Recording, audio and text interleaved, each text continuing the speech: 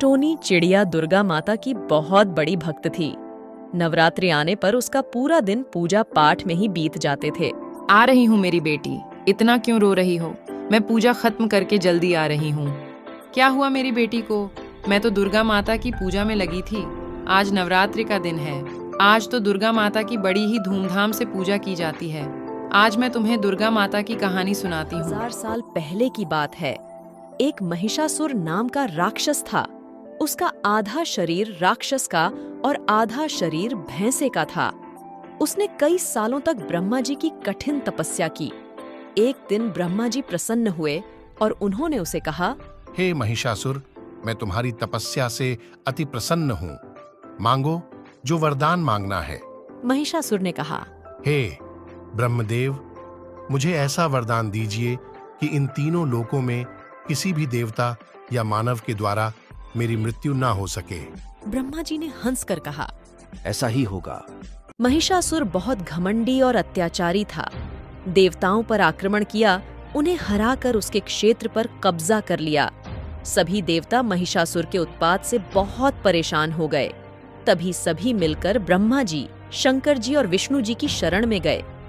सभी देवताओं ने मिलकर एक सभा में इसका उपाय ढूंढने का प्रयास किया।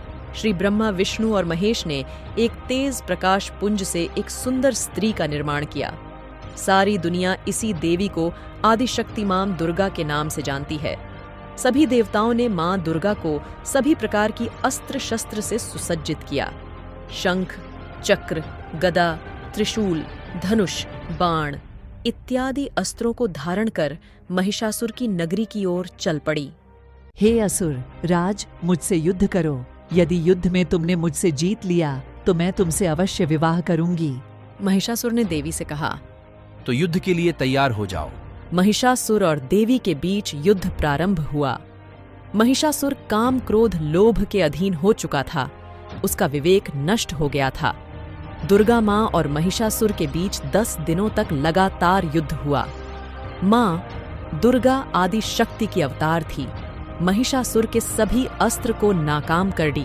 सभी देवगढ़ बहुत ही प्रसन्न हुए और मां दुर्गा पर पुष्प बरसाने लगे, उनकी जय जयकार करने लगे। तब से सभी लोगों ने नवरात्रि का त्योहार मनाना प्रारंभ कर दिया। नवरात्रि में जग जननी मां दुर्गा की 9 रूपों की पूजा करते हैं।